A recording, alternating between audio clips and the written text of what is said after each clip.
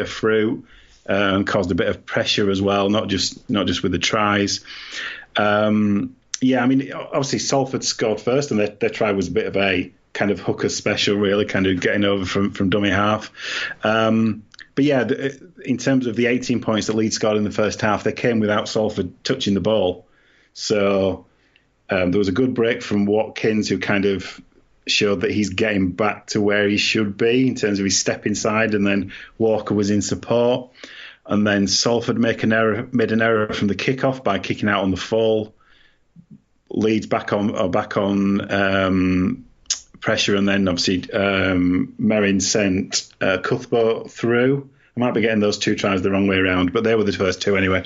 But basically, that came as there was a spell, wasn't there, here that you're kind of running through where Salford didn't touch the ball and Leeds they just didn't touch it. They only touched it to kick off. Yeah. And then so after the second try, they kicked off again, but they were offside at the kickoff. So yet another penalty on halfway, and then the third try came. So from 6-0 up and actually looking like the better side, they were 18-6 down at half time, and you could see that the confidence was starting to flow back to Leeds. And although kind of they never seemed out of it for the first 15-20 minutes in the second half, as soon as they kind of broke the back, when Walker scored his second try, I think the game was done and dusted by that point, and obviously he went in for another one as well. But yeah, so Leeds, you've got to say there are signs that they're getting back to what they should be doing. Yeah, which is always difficult for me to say, but it's true. They're definitely on an upward curve, you would say. Lollahy is not there yet by any means. So they still need something from their halves, but yeah, he's we saw something from before. Callum Watkins for the first time this year, really, and we saw something from Matt Parcell probably for the first time as well this year. So that's positive for that Leeds fans will be looking at. Can I ask you about what I think is for the second time already this season? Salford got a player sin-binned for fighting, yet no opposition player was sin-binned for fighting. How did that come about? That Jansen Turgut got sin-binned for fighting, but nothing from the other from side the opposition. Well, obviously, as you'd expect, the Salford fans were in uproar about that. It didn't feel like it was. I would be. Yeah, well, yeah, I would guess so, because it was a 6 of one, half a dozen of the other kind of situation.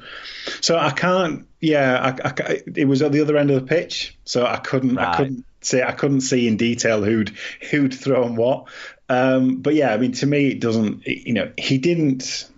Turgut didn't kind of run across the pitch and lamp somebody kind of, without kind of provocation, really. He was in the middle of the ruck, really, and I don't know why he was particularly picked out where a Leeds player wasn't picked out. So I can see them say, that's the kind of situation where you usually get two players having 10 minutes to cool the heels type situation. And obviously Leeds did scored at least one try during that period, where I think that was Connie's that took it out. Connie's second try, basically, yeah. Yeah, so they scored down, as I was looking at it, down the left-hand side, yeah. So that is, they can feel aggrieved in that point, I would say. But on balance, they were clearly the second best for Salford ultimately in the game. So that they can't ultimately complain about the result, even though they might question that decision making about the yellow card.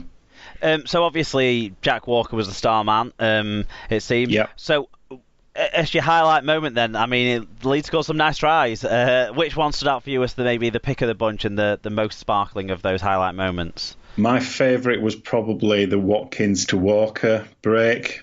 It was scored from deep. It was, I think the initial break was made about halfway. Yeah. And it was coming towards me, and Walker kind of sliding up in support as you'd expect any good fullback to do. And obviously he's got a clean pair of heels, and he really he broke away. So yeah, I think that would be my favourite try and probably my highlight of the game. Excellent. Do you want to take us through the standings, because there was a bit of movement even though just 2 games were played? It's not on my sheet. Is it not? Oh, well then no. You can't. Warrington go top without playing, with Castleford and St Helens also rising thanks to Salford's heavy loss. Salford dropped to 4th. Hull KR, they've also got 4 points with those other 4 sides. They sit in 5th. Catalans, Leeds, London and Wigan come next. And there's no change in the bottom 3 either. Hull FC, Wakefield and Huddersfield. Obviously none of those featured this week. The stat line of the week is Jack Walker, who you just talked about, really. Yep. 3 tries, 9 tackle busts, 214 metres, 3 clean breaks. That stands out above the other players on display this weekend in the Super League. What about player of the week? Let me think. Who am I going to call as my player of the week? I mean, do we say Jack Walker? For me, from the Super League games, he gets the accolade. He showed classic fullback support play, didn't he, in all 3 of his matches? Kind of like the likes of Radlinski and Wellens, kind of that sort of level of support play. Yeah, all the games I've seen, he's my player of the week. Yep. Okay. And highlight of the week then, is there a particular moment that stood out for you? I think probably. Is there only from 2 games? Yeah, it's tricky. It's tricky, and it's tricky to pick one from the World Club Challenge, really. I'm going to say my highlight was just the reaction. So after Leeds had scored, so Leeds were playing towards the empty end of the stand, so they were kind of in the waiting for the kickoff. Yeah. And the barracking that the Salford fans were giving Richie Myler was just beautiful, and his reaction was also he just gave him a little sly grin and just kind of turned away. So, and it's not something on the field particularly, but yeah, I thought he reacted to it very well, considering some of the very rude things that were being shouted at him. Quite frankly, I'm sure he'd go back home and find those Challenge Cup medals from his Warrington days and think his move was maybe justified. Yeah, mine. To be honest, probably Walker's try from the Lola here kick. I thought that was that was probably the most sparkling moment of play in the snippets of Super League highlights that I saw this weekend. But if we are counting the World Club Challenge too, then my highlight of the week was Joe Greenwood's hit on Jared Warrior-Hargreaves. That was just absolutely awesome. So there we go. Predictions, Super and Fantasy League updates. In the predictions, obviously we only had 2 Super League games to go out last week. I went 1 for 2. I'm at 79% success over the season so far. Tim went 1 for 2 as well. We both tipped Salford, actually, and Leeds upset us. 75% so far on the season for Tim. You sit ahead of us all at 83%. Sarah can get her tally off the mark after next week's episode, so we'll see how all the regular hosts are getting on with our tipping. In the Super Brew, where there's lots of people tipping better than we are, Paul Craig is who sits top of the table after the latest round of results, so well done to the Thunder from Down Under. In the Fantasy League, Al, the table takes a familiar early look, to be honest. Alan Bagley's gone top and Lee Reddington's gone second. Lee picked up a remarkable 548 from just the 2 games being played this weekend. That's absolutely phenomenal. Sometimes people struggle to get that from 6 games, so Lee's done remarkable. They are they're 2 previous winners of the Fantasy League for the Super League pod. The cream's rising to the top. Exactly, yeah. The class has already risen in this season.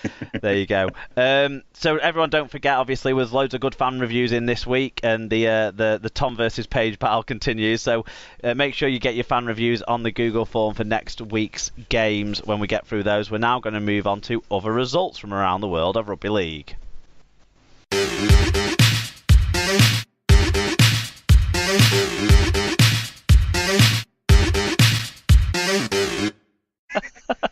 Other results time, dear listeners, and we're going to start with round 3 of the championship, where Alan, you just made a very good point in between the segments there.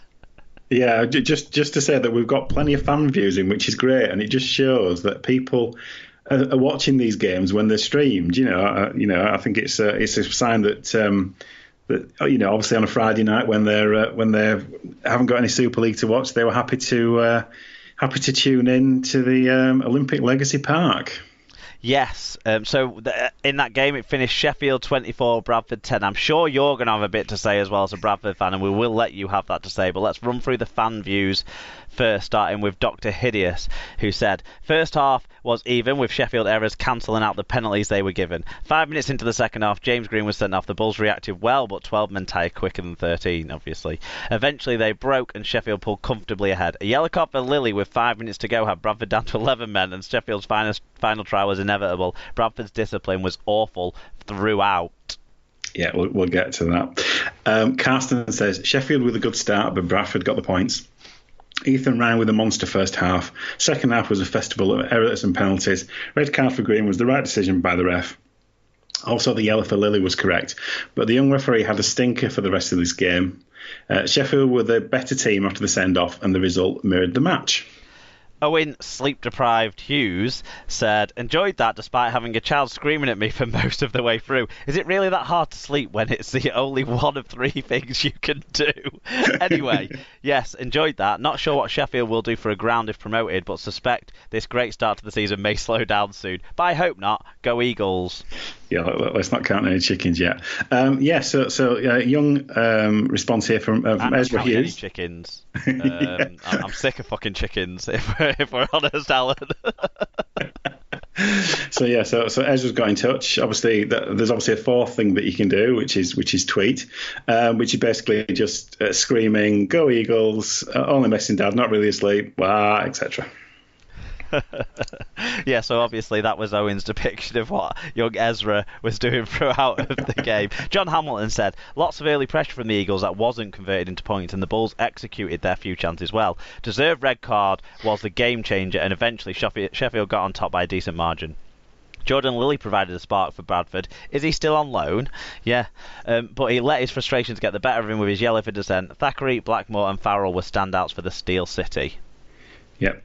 Paul Chamberlain says, despite Richard Shawright complaining like a nasally fat bird with a heavy period, the RLAP is proving to be excellent, and the championship rights are a rare positive for Ralph. Really enjoy the coverage and Hendo's commentary. Bulls looked the better side until the dumb red card, but the Eagles showed enough to show both will improve the league's quality. Lol at the ground, and our four pitches, even, an unfair advantage. 4G bitches is something else entirely. We're not talking about 4G bitches is a real struggle to overcome. But 4G pitches, is it an unfair advantage when most people now train on them or have access to train on them? At least it seems, with rental and that sort of stuff. The facilities are all over the show, aren't they? And also, it's a convenient excuse. Championship have them because Sheffield have one. Yeah. Toronto have one. Yeah, Widnes have got one, obviously. Widnes have got one. So that's three of the championship sides. If you move down to League One, you've got one at Newcastle. Yeah. Are there any others in the championship? And obviously London have one in Super League. Yeah. So they're quite present, aren't they now? Yeah, and they're not the plastic pitches that Widnes's was to start with either. I think it's a convenient excuse. The ball does bounce differently, obviously, particularly at this time of year. But you're completely right in that all of these teams, or certainly most of the professional teams, train on a 4G pitch. It's absolutely no excuse anymore. You're much more.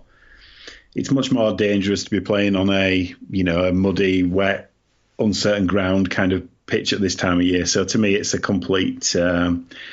It's a complete excuse now. That's because of the proliferation of them. I don't think it's an advantage anymore that it possibly was 5 years ago. Yeah. Brian Davies said, first visit to Sheffield Polytechnic playing field, and very enjoyable it was too. That's his new name now. Nice shiny new pitch and cute little stands. Last seen at the Village Gymkhana. Expected to see a player's mum selling raffle tickets for a bottle of wine around the perimeter of the pitch. Eagles did well to ride with punches. That saw them go 10-0 down and then score 24 points without reply. Sheffield will have their moments in 2019. Yeah.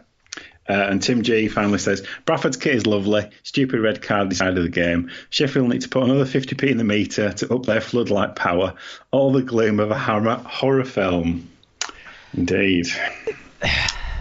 It's not the greatest facility at this stage. There's plans to obviously make it a bit better once funding can get secured by the community body, I guess, behind the Olympic Legacy Park. But yeah, I think those guys have covered all of that. I think you want to cover in a bit more detail James Green, who I won't take. You go. Okay, let's talk about James Green. Okay, so I think everybody is absolutely bang on in terms of the red card. It was completely inexplicable.